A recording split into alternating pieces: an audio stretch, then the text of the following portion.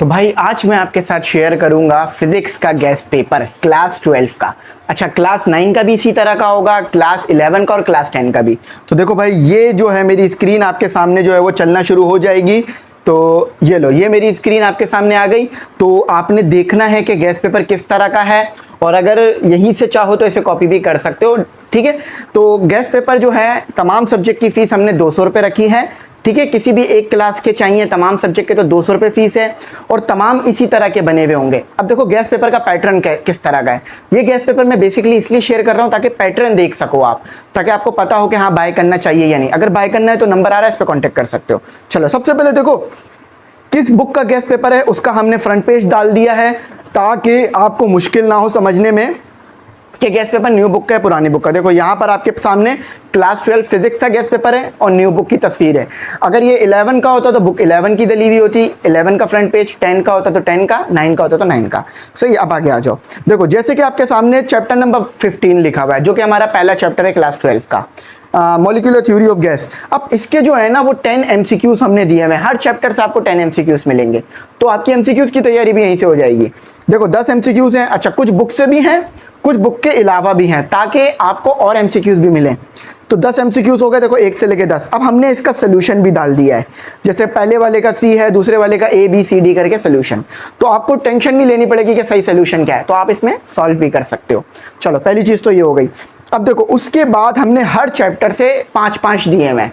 अब देखो किसी चैप्टर में अगर कम है इंपॉर्टेंट क्वेश्चन तो उससे हमने कम भी रखे हैं, लेकिन जहां पर इंपॉर्टेंट क्वेश्चन ज्यादा हैं वहां पर हमने ज्यादा भी रखे हैं। तो देखो यहां पर 5 इंपॉर्टेंट है, तो इसलिए 5 इंपॉर्टेंट क्वेश्चन जो हैं यहां पर हमने आपके लिए डाल दिए हैं। अच्छा, उसके बाद क्वेश्चंस के आंसर्स आपको हमारे नोट्स में से मिल जाएंगे इजीली, या जो भी नोट्स आपके पास है उसमें से मिल जाएंगे। उसके बाद आपके पास देखो न्यूमेरिकल आ रहे हैं। चैप्टर नंबर 15 लिखा हुआ है, उसके न्यूमेरिकल आ रहे हैं। तो न्यूमेरिकल के जो है हमने मतलब न्यूमेरिकल के आंसर्स भी दे दिए हैं। फॉर एग्जांपल आपने न्यूमेरिकल सॉल्व किया, अब आपको टेंशन हो रही है यार ये ठीक किया है या गलत नहीं किया है, तो आंसर भी दे दिया, तो आप मैच कर सकते हो और फिर जल्दी जल्दी आगे बढ़ सकते हो।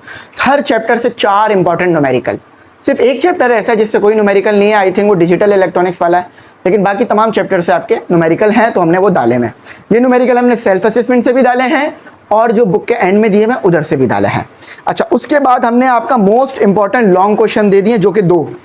अब हर चैप्टर से 2-2 मिलेंगे आपको, जिसमें कम है उधर कम भी हैं, लेकिन 2-2 तो कम से कम मिलेंगे ही आपको। अच्छा, अब देखो इसी तरह से चैप्टर नंबर 16 आ गया, फर्स्ट लॉ ऑफ थर्मोडायनेमिक्स। अब फॉर एग्जांपल आपको ना बोर्ड एग्जाम के लिए डायरेक्ट, फॉर एग्जांपल आपका टेस्ट है कोचिंग में, चैप्टर नंबर 16 का नहीं, चैप्टर नंबर 19 का टेस्ट है। चैप्टर नंबर 19 देख लेते हैं कौन सा है। चैप्टर नंबर 19 होगा आपका इलेक्ट्रोमैग्नेटिक इंडक्शन। अब इसके आपको इंपॉर्टेंट क्वेश्चन पता नहीं है, आप चाह रहे हो कि इंपॉर्टेंट क्वेश्चन की तैयारी कर जाओ ताकि आपका जो है ना टेस्ट में अच्छा नंबर आ जाए, तो पूरा चैप्टर आपने पढ़ा भी नहीं है।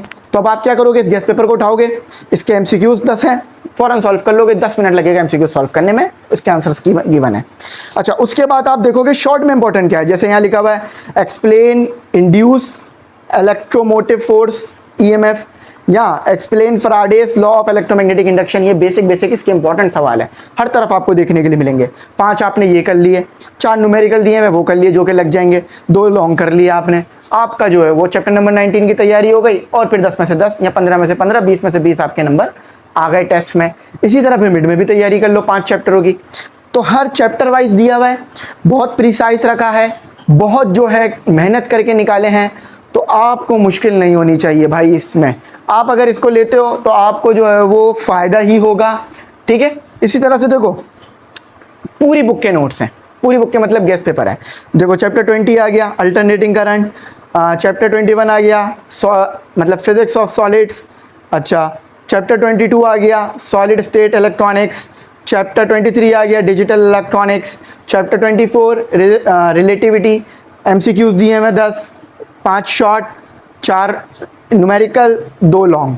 ठीक है, इसी तरह 25 फिर आ गया 26, आपका 26 है एटॉमिक फिजिक्स, और फिर न्यूक्लियर फिजिक्स आपका आखिरी चैप्टर है। अच्छा, जहाँ न्यूमेरिकल नहीं है वहाँ न्यूमेरिकल नहीं भी हैं, 2 चैप्टर है बल्कि जिसमें न्यूमेरिकल नहीं है। एक आपका हो गया चैप्टर नंबर 28, तो इधर लिखा हुआ है there is no numerical in this chapter, book में भी नहीं है और यहाँ भी नहीं है, बुक में होते तो हमने वो डाल दिए होते। इसके अलावा डिजिटल इलेक्ट्रॉनिक्स वाला आपका चैप्टर है जिसमें न्यूमेरिकल नहीं है। एक मिनट में निकाल लेता हूँ। तो भाई ये बड़ी मेहनत से लिखे गए नोट्स हैं, आपने मतलब गेस्ट पेपर हैं, आपने इन्हें बाय ज़रूर करना है और एक बार चेक करना है। इंशाल्लाह मायूस नहीं हो गया अगर इसे लेते हो तो। चलो मैं इसे निकाल लेता हूँ। हाँ ये रहा, देखो डिजिटल इलेक्ट्रॉनिक्स में भी न्यूमेरिकल नहीं है, जो कि हमारा चैप्टर नंबर 13 है, 23 है, ठीक है, तो 23 है। तो आई होप मेरी बात समझ में आई होगी। बाकी तमाम सब्जेक्ट के इसी तरह के हैं, तो परेशान नहीं होना कि किस तरह के मिलेंगे, चैप्टर वाइज होंगे या नहीं होंगे, एमसीक्यूज़ के आंसर्स होंगे या नहीं होंगे। तो हमने आपके रिव्यूज़ पर ही इन्हें बनाया है। मतलब आप हमें बताते गए सर इस तरह की होनी चाहिए, हमने कहा चलो ठीक है। आप हमें बताते गए सर क्वेश्चन इस तरह के डालें, हमने कहा ठीक है। आपने कहा न्यूमेरिकल इस पैटर्न में दें, हमने कहा ठीक है। तो देखो हर न्यूमेरिकल का आंसर आपको मिलेगा, घबराने वाली बात नहीं होगी। तो इसको बाय ज़रूर कर लेना, कुछ ना समझ में आप पूछ लेना, मैं गाइड कर दूंगा। और हाँ एक और बात कि अगर आप चाहते हो ना आपके बोर्ड में अच्छे नंबर आए, इसमें एक एक क्वेश्चन को जो है आपने सॉल्व करना है, और कुछ स्ट्रेटजीज में और बता रहा हूँ उसको भी फॉलो करना है।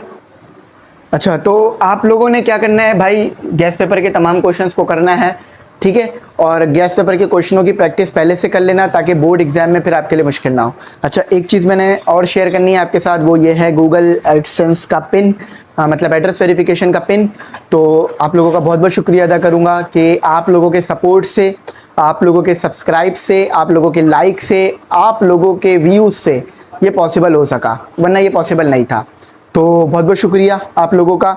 और अच्छा मैंने एक वीडियो भी अपलोड करी है या करूँगा आने वाले वक्तों में, कि जिसमें मैं आपको बताऊंगा कि आप लोग YouTube चैनल अगर बनाना चाह रहे हो तो कौन सा YouTube चैनल बनाओ, किस कैटेगरी में YouTube चैनल बनाओ और किस तरह से अर्निंग कर सकते हो। देखो याद रखना ये जो पिन है ना, ये ख़ास तौर पे तो YouTube से मतलब मोनेटाइजेशन के बाद ये पिन आ रहा होता है ना, लेकिन ऐसा नहीं है, आप YouTube से बहुत सारी चीज़ों में अर्निंग कर सकते हो, प्रमोशंस में, अपना प्रोडक्ट सेल करके, फ्रीलांसिंग करके, अपना जो है वो टीचिंग चैनल बना के, कोचिंग बना के, बहुत सारी चीज़ों में। तो वो भी मैं आपको गाइड करूँगा, उस वीडियो का वेट करना और कमेंट सेक्शन में बताना कि वो वीडियो डालूं या नहीं डालूं। क्योंकि देखो वो वीडियो फिर मैं बनाऊंगा ना तो वो बिल्कुल मैं अलग चला जाऊंगा, क्योंकि ये मेरी डोमेन नहीं है ना।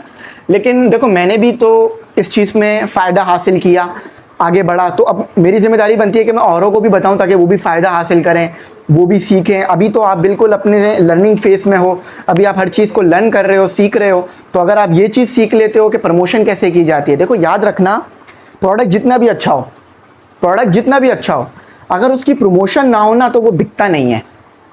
पेप्सी ने या और जो कंपनीज़ हैं वो बहुत सारे ऐसे प्रोडक्ट बनाती हैं जो कि ज़बरदस्त होते हैं, ठीक है, यूज़ करने में, लेकिन उनकी प्रमोशन नहीं होती तो वो चल नहीं पा रहे होते हैं।